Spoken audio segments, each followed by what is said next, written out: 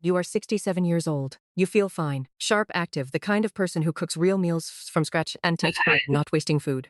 Tuesday night, you make a big pot of rice and chicken. Wednesday morning, you pull out the leftovers, microwave them 2 minutes, done. You have been doing this your entire adult life. Nothing dramatic, nothing suspicious, just dinner again. 3 weeks later, you are sitting in a gastroenterologist's office, not because of a virus, not because of something you caught, because of something you made. In your own kitchen, with food that looked perfectly fine. Your liver enzymes are elevated. Your doctor uses the phrase hepatic stress. You don't fully understand what that means yet, but you understand the look on his face. And you understand that the life you were quietly living, the one where you managed your diet and skipped the junk food, somehow still delivered you to this chair. And nobody in that room is going to tell you it was the leftovers. After the age of 55, certain foods undergo chemical changes when cooled and reheated that your liver is increasingly poorly equipped to process. Not because your liver is broken, because the margin for error shrinks with every decade, and nobody told you where the line was. Today I am walking you through 5 specific foods you should stop reheating immediately. What happens chemically when these foods go through a second heat cycle? What that does inside your body, and what to do instead. Stay with me through all 5, because number 3 is the one that stops people cold every single time. Most people eat it reheated several times a week and have no idea. And number 5 is the one the food safety world has documented clearly but never successfully communicated to the public. Based on the data that silence has consequences. My name is Dr. Savannah Blaire. This channel exists for one reason, to take what the medical literature actually says about food, aging, and the body after 55, and deliver it to you in plain honest language. No headlines, no scare tactics, evidence. What I am about to share comes from peer-reviewed research in food chemistry, hepatotoxicology, and the clinical literature on how the aging liver metabolizes the compounds produced during reheating. Not a cooking blog, not a viral post. And the truth that most nutritionists will not say out loud in a 10-minute consultation, because there is not enough time, and because it sounds alarming without context, is this. The way you reheat your food is quietly asking your liver to do work it was never designed to do repeatedly, and after a certain age that work starts to show. After 55, several of the most commonly reheated foods in the average kitchen become chemically different from what they were when first cooked. Not slightly different, structurally different. The compounds produced in that second heat cycle, the aldehydes, the nitrosamines, the oxidized lipids, the bacterial toxins, land directly on your liver.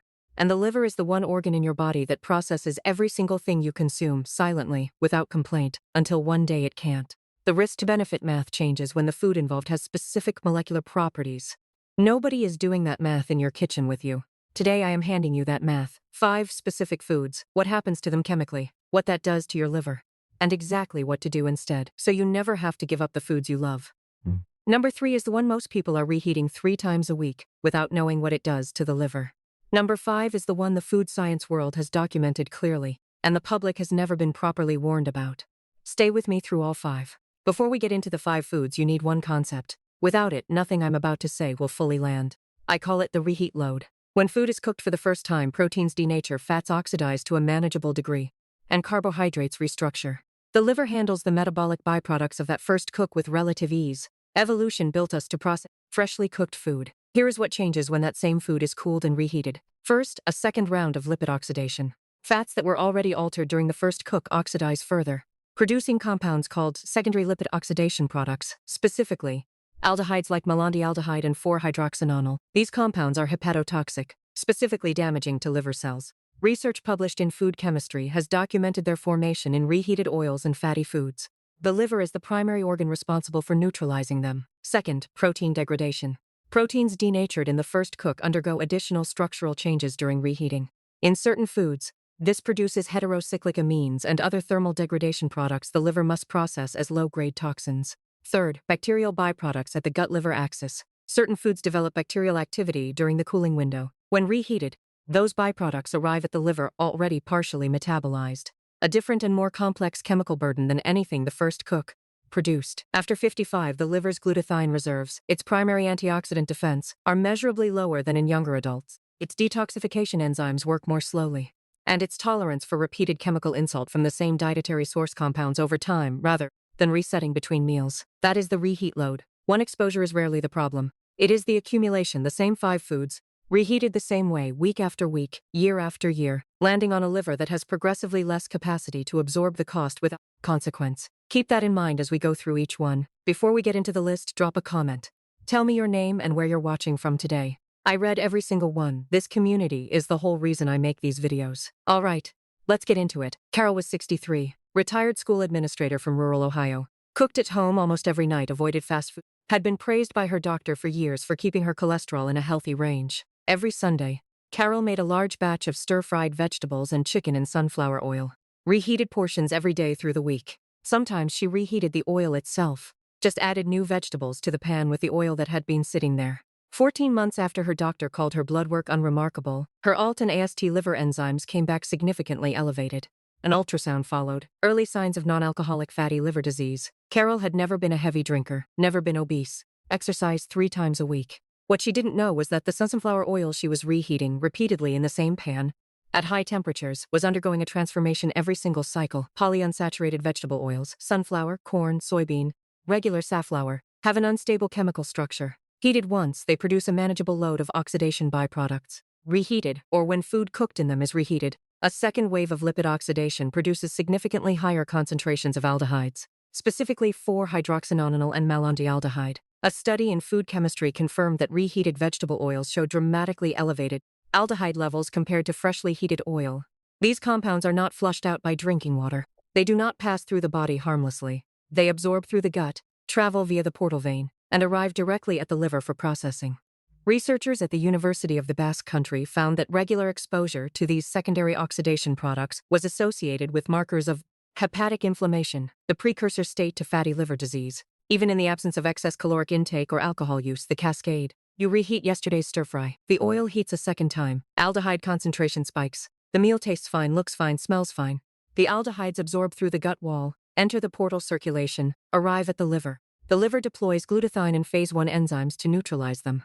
At 35, this works without consequence. At 63, glutathione reserves are lower. Enzyme activities is slower. Neutralization is incomplete. Incomplete neutralization means residual inflammatory signaling in hepatic tissue. Repeat 4 times a week for 2 years. That is Carol. The switch: use oils with higher oxidative stability, extra virgin olive oil for low, medium heat, avocado oil for higher heat. Both are significantly more stable through a heat cycle. Never reheat oil that has already been heated. If food was cooked in oil, add a small amount of fresh oils if you must warm it in a pan, and whenever possible, reheat with moisture, a covered pan with a splash of water, steaming, or a low oven, rather than a skillet that reheats the oil along with the food. Thomas was 71, retired civil engineer from Michigan, meticulous by nature, everything in his life organized, including his meals. Every Sunday he made a large pot of white rice and stored it in the refrigerator. Throughout the week he reheated portions as needed. 15 years. It saved time, it reduced waste, it was efficient. What Thomas did not know is that cooked rice, when stored and reheated, presents a risk that has nothing to do with the rice itself, and everything to do with a bacterium called Bacillus cereus. Bacillus cereus is a spore-forming bacterium naturally present in raw rice. When rice is cooked, the heat kills active bacterial cells, but it does not destroy the spore. Once the rice cools, those spores germinate. Bacillus cereus multiplies rapidly in the temperature range between 40 Fahrenheit and 140 Fahrenheit. The zone your rice passes through every time it sits on the counter or slowly cools in the pot. The bacteria produce 2 types of toxins. One causes vomiting, the other causes diarrhea. And critically, both are heat stable. Reheating the rice to a steaming temperature kills any new bacterial cells. It does not destroy the toxins already produced. The UK Food Standards Agency has documented rice as one of the highest risk foods for this specific mechanism. A study in the International Journal of Food Microbiology confirmed that rice stored at room temperature for as little as 2 hours showed significant Bacillus cereus toxin production. These toxins create a significant inflammatory challenge that reaches the gut-liver axis, and in older adults whose gut barrier function is less robust and whose liver detoxification capacity is reduced, the response is more severe and more prolonged than in a younger person. Thomas did not end up hospitalized, but he experienced recurring nausea, fatigue, and digestive distress for 2 years, episodes he had attributed to getting older and having a sensitive stomach. When a gastroenterologist reviewed his habits, the reheated rice storage pattern was the first thing flagged. The cascade: rice is cooked, cooled slowly, stored in the refrigerator, reheated the next day. The reheating kills bacteria, not the toxins already present. Toxins enter the digestive system. For an older gut with reduced barrier integrity, translocation to the portal system is more likely. Liver encounters bacterial toxin load. In chronic exposure, cumulative hepatic stress. The switch: cool rice rapidly. Spread it on a wide tray and refrigerate within 1 hour of cooking, not after it has sat slowly cooling for several hours. Store in sealed containers for no more than 24 hours. When reheating, ensure the rice reaches a fully steaming temperature throughout, not just warm, On the surface, add a tablespoon of water, cover tightly and steam rather than microwave dry. And if rice has been left at room temperature for more than 2 hours, discard it. Regardless of how it looks or smells. The toxins are invisible and odorless. If you're still here and finding value in this, type 2 in the comments. It tells me you're watching and genuinely helps this content reach people who need it. This is the one that surprises people most. And based on how many people eat reheated scrambled eggs, omelets, and hard-boiled eggs daily as part of a healthy routine, it may also be the most consequential item on this list. Patricia was 66, semi-retired physical therapist from Colorado, meticulous about her protein intake. Every morning she made a batch of scrambled eggs, sometimes 6 at a time, ate some immediately, and stored the rest for the next 2 mornings. Eggs were an excellent source of complete protein, particularly important for muscle preservation after 60. She was right about that. Nobody told her what happens to egg protein during a second heat cycle. Eggs contain some of the highest quality protein in the food supply. That protein is what makes them valuable, and also what makes reheating them specifically problematic for the liver. When eggs are cooked for the first time, the proteins denature in a way that makes them digestible and nutritious. But egg protein contains sulfur-bearing amino acids, specifically methionine and cysteine. When reheated, the sulfur groups in these amino acids undergo oxidation, producing sulfoxide compounds and, at higher temperatures, small quantities of hydrogen, sulfide and related sulfur species. These are not dramatically toxic in isolation, but they represent a detoxification burden that lands directly on the liver. Here is where it compounds. The liver uses glutathione, synthesized from cysteine, to neutralize the oxidized sulfur compounds produced by reheated egg protein. So the liver is simultaneously being asked to use its cysteine-dependent antioxidant resources to neutralize cysteine-derived oxidation products. In a young liver with abundant glutathione reserves, a minor transaction. In a liver over 60 with lower baseline glutathione levels, research published in the Journal of Nutrition has documented a measurable age-related decline in hepatic glutathione concentrations. This becomes a net drain on the organ's primary antioxidant defense system. There is a second concern. Reheated eggs, particularly in a microwave, undergo uneven heating. Outer proteins overcook while inner portions may remain in a temperature zone that supports bacterial activity. A second gentle reheat does not guarantee safety. The cascade. Eggs are cooked, stored, reheated. Oxidized sulfur compounds form during the second heat cycle. Liver deploys glutathione to neutralize them. Glutathione reserves, already lower with age, are further depleted. Repeated daily, this creates a state of sustained mild hepatic oxidative stress, not dramatic enough to produce immediate symptoms, measurable in liver enzyme panels over time. The switch. Cook eggs fresh in the quantity you plan to eat. This takes 4 minutes. There is almost no food with a better ratio of preparation time to nutritional value than a freshly cooked egg. If you genuinely cannot cook fresh each morning, hard-boiled eggs stored unpeeled in the refrigerator and eaten cold are a significantly safer choice than reheated scrambled or fried eggs. The hard boiling process creates a more stable protein matrix, and eating them cold eliminates the second heat cycle entirely. Bernard was 74, retired firefighter from Georgia. Tough, practical, low maintenance about food. Every few days he made a large batch of roasted chicken, thighs and breasts, stored them in the refrigerator, and reheated portions throughout the week in the microwave. Sometimes he reheated the same piece twice. He had been told his entire life that chicken was the healthy protein, lean, versatile, high in protein. He was told correctly. What he was never told is what happens to the protein chemistry of cooked chicken when it is reheated, and why that change matters specifically for the liver. When chicken and other high-protein meats are cooked at high temperatures, roasting, grilling, frying, they produce compounds called heterocyclic amines or HCAs. These form when amino acids and creatine react under high heat. The first cook produces a baseline level of HCAs. When that same meat is reheated, especially at uneven microwave temperatures, additional formation occurs in the surface proteins exposed to the highest heat.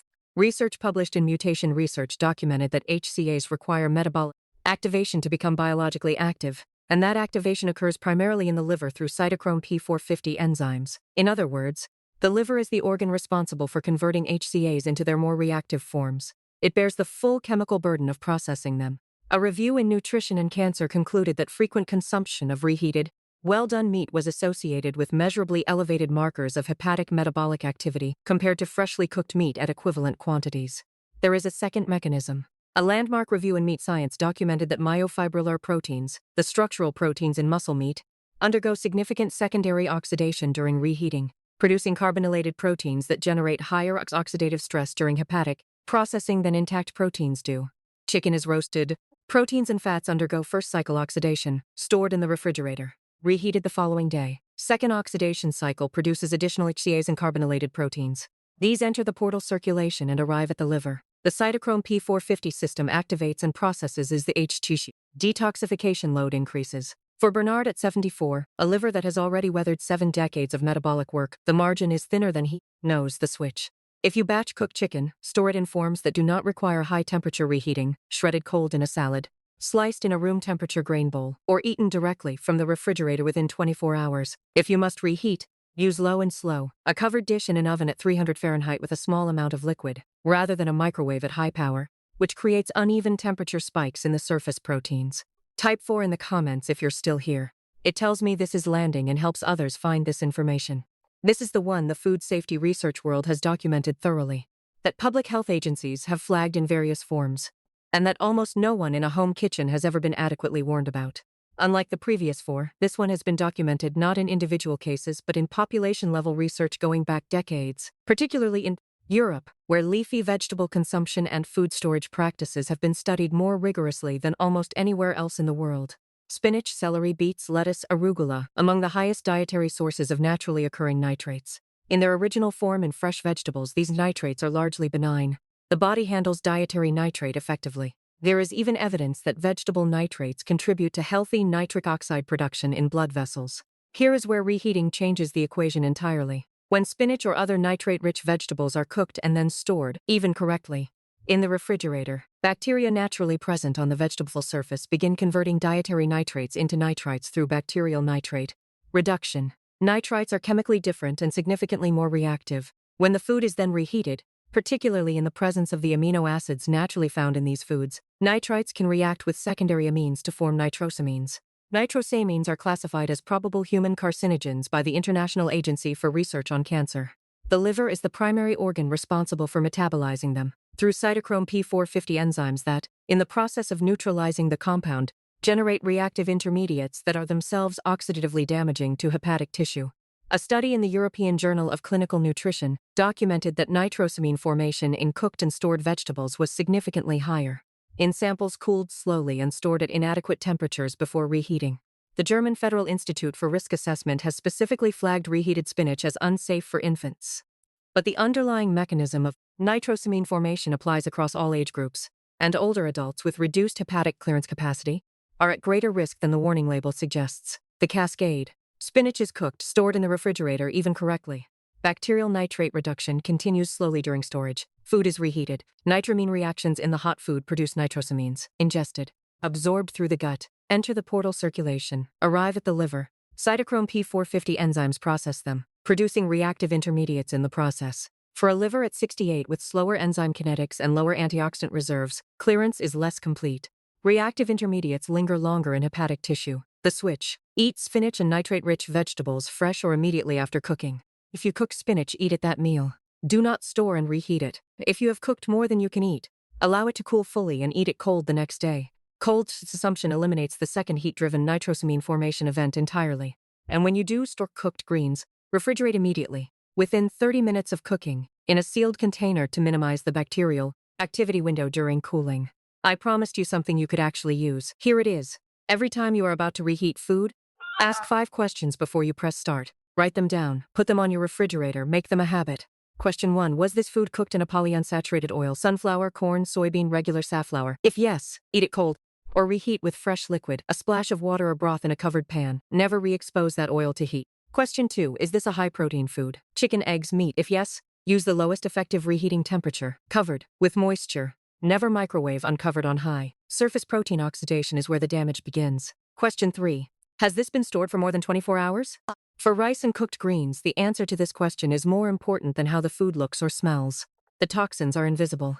The bacterial activity is invisible. If it has been stored more than 24 hours, consider making something fresh. Question 4. Is this a nitrate-rich vegetable? Spinach, beets, celery, arugula, lettuce? If yes, eat it cold rather than reheating. Cold is not just safer, it preserves more of the nutritional value. Question 5. Has this food already been reheated once? The first reheat is where the primary risk begins. A second reheat of the same food compounds the oxidative burden significantly. If you are reheating something that has already been reheated once, that is the moment to stop. Make something fresh. 5 questions, 30 seconds.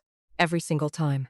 Any physician practicing integrative medicine or gastroenterology will welcome these questions if you bring them to your next appointment. And if your doctor dismisses concern about dietary hepatic load entirely, That is useful information about whether their approach to preventive nutrition is current.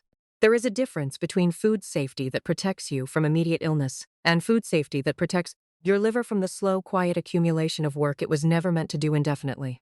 Those are not the same thing. After 55, the goal of how you eat should not just be to avoid what makes you sick today.